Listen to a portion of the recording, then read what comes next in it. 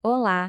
Hoje a gente vai mergulhar numa das perguntas mais centrais e talvez mais importantes da fé cristã, e vamos usar as próprias Escrituras para nos guiar nessa jornada. Então, a pergunta que não quer calar é: por que, afinal de contas, Jesus veio ao mundo? E olha, a resposta pode ser um pouco surpreendente, porque ela não começa com o nascimento dele. Não. Para entender de verdade, a gente precisa voltar bem antes na história. É isso mesmo. Antes de qualquer imagem de manjedoura ou presépio, as Escrituras nos apresentam Jesus de uma forma bem diferente, como Filho eterno de Deus. Alguém que sempre, sempre existiu. E essa frase aqui, dita pelo próprio Jesus, é de arrepiar. Quando ele fala eu sou, ele não está só dizendo eu já existia antes de Abraão. É muito mais profundo. Ele está usando um dos nomes mais sagrados de Deus no Antigo Testamento. É uma declaração direta da sua natureza divina, da sua eternidade. Esse evento incrível tem um nome: encarnação. É o momento em que o Filho eterno de Deus entra no nosso mundo, como um de nós. E isso nos traz de volta à pergunta principal, né? Por que isso foi necessário? O que estava acontecendo de tão grave que exigiu que o próprio Filho de Deus se tornasse humano? Bem, a resposta para essa pergunta está em um problema fundamental, uma separação, um abismo, na verdade, entre a humanidade e Deus. O profeta Isaías é bem direto ao ponto.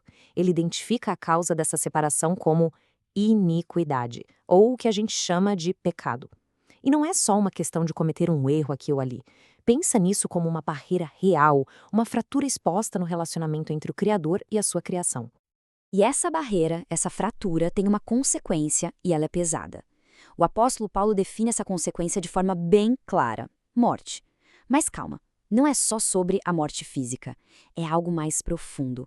É a separação espiritual definitiva de Deus, que é a própria fonte de toda a vida. As implicações disso são gigantescas. E o ponto crucial aqui é que esse não é um problema de algumas pessoas. Os textos são claros. É uma condição que afeta todo mundo. Como diz lá em Romanos, todos pecaram. Isso quer dizer que ninguém, por conta própria, conseguiria pular esse abismo. Ninguém conseguiria consertar essa fratura sozinho. Então, a gente chega nesse cenário aqui.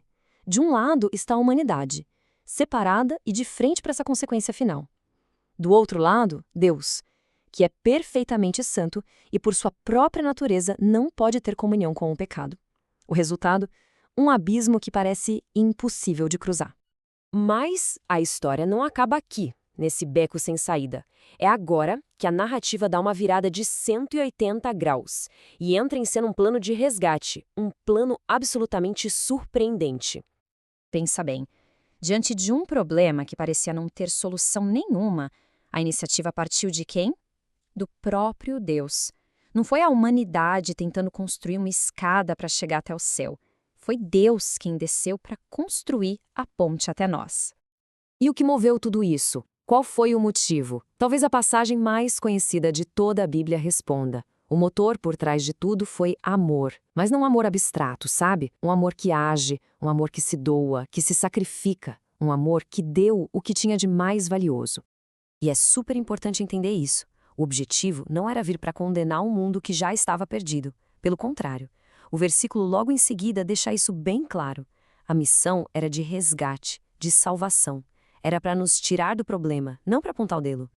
Ok, então a missão era resgatar. Mas como? Como exatamente Jesus se torna a solução para essa separação? Como ele vira essa ponte sobre o abismo que a gente falou? É aqui que a coisa fica bem concreta. A chave está na palavra substituição. Jesus, que era o único sem pecado, tomou sobre si as consequências do pecado de todo mundo. A imagem é perfeita. É como alguém que decide quitar uma dívida impagável, que nem era sua. Então, vamos ver o passo a passo de como essa barreira foi derrubada. Primeiro, Jesus assume os nossos pecados, é a substituição. Segundo, ele sofre a consequência disso, a morte, e com isso destrói o poder que essa barreira tinha sobre nós. E terceiro, o grande resultado, a reconexão. O objetivo final era nos conduzir a Deus, era consertar aquela fratura, religar o que estava separado. Beleza, agora que a gente viu todas as peças do quebra-cabeça, vamos dar um passo para trás e olhar o quadro completo. A missão de Cristo, do começo ao fim. E essa tabela aqui, ela organiza tudo de um jeito bem claro. A motivação, o amor de Deus. A ação divina, o envio e o sacrifício do Filho. E o resultado para a humanidade, libertação daquela consequência terrível e, o mais importante, a reconexão com Deus. Aquele abismo que parecia intransponível, agora tem uma ponte. E tudo isso nos leva a uma última reflexão, uma pergunta para levar naqui. Se essa barreira foi de fato destruída, se essa ponte foi construída, o que essa reconexão significa hoje, na prática? É uma pergunta que continua ecoando através dos séculos e que nos convida a pensar.